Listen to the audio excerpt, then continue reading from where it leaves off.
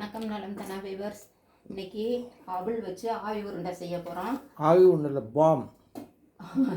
உருண்டைங்கிறது bomb தானே, அதனால் பாம்னு சொல்லணும். தான் ஒரு கப்பு அவல் எடுத்து ஒரு தடவை கழுவிட்டு அந்த கொஞ்சம் தண்ணி ஈரத்துலேயே நல்லா ஊறிடுச்சு. இப்படி அமுக்குனா இப்படி பிசைஞ்சால் கொஞ்சம் மசியணும். இது அது மாதிரி தண்ணி ஊற்றி கழுவிட்டு எடுத்து வச்சுருக்கேன். இதில் ஒரு டேபிள் ஸ்பூன் அளவு ரவை, வறுத்த ரவை வறுக்காத ரவை எது வேணுமாலும் கலந்துக்கலாம். இதில் உப்பு,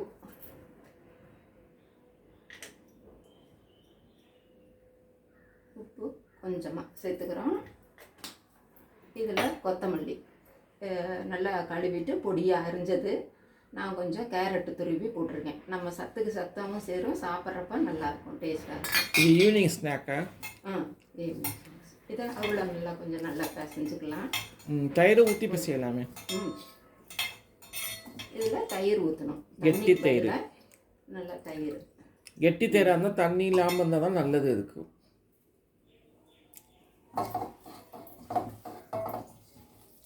வேறு எதாவது காமிக்கணும்ல. இப்போ நல்லா இப்போ உருட்டிடுங்க. இட்லி உருட்டியாச்சு, பிசைஞ்சு நல்லா பிசைஞ்சு உருட்டியாச்சு. இப்போ வந்து ஸ்டீமரில் வந்து வேக வைக்கிறோம். இங்கே பாருங்கள், ஸ்டீமரில் வேகுது. 8 நிமிஷம் டு 10 நிமிஷம் விட்டுறணும். நல்லா வெந்தோன்னே காட்டுறோம். இப்போ பாருங்கள், நல்லா வெந்துடும்.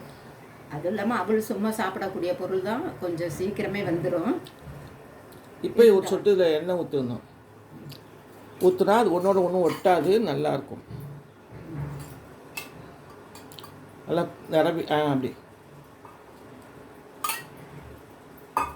இப்போ இதை மேல் இதை வெளியே எடுத்துடணும். சுடுதா?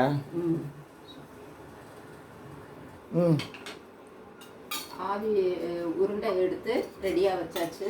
இப்போ எண்ணெய் சட்டியில் ஒரு ஸ்பூன் எண்ணெய் ஊற்றியாச்சு. இதில் கடுகு, ஜீரகம்,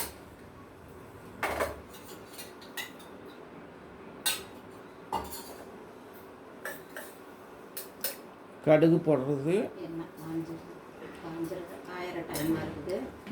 கடுகும் ஜீரகமும் ஒரு 1/4 ஸ்பூன், ஒரு 100 கிராம் மட்டும்தான் எடுத்து. ஆமாம், கருவேப்பிலை கொஞ்சம் எடுத்துக்கிறியா?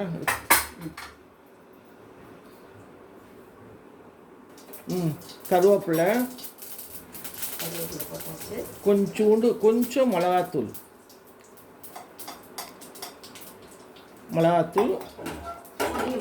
அதிலே இட்லி பொடி.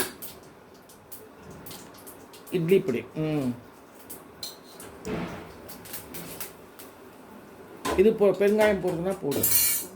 இட்லி பொடியிலே போட்டிருக்கோம். இருந்தாலும் லைட்டாக கொஞ்சம்.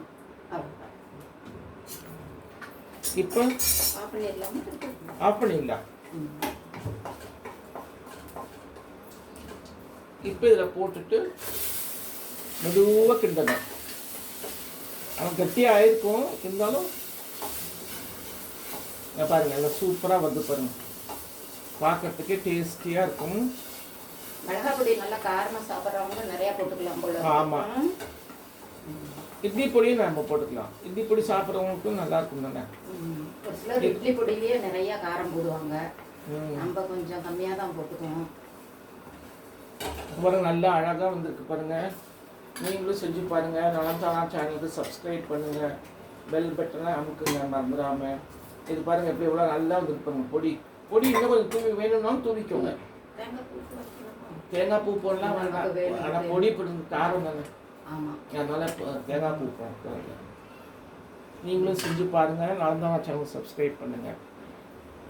வேறு ஒரு வீடியோவில் பார்க்கலாம். தேங்க்யூ.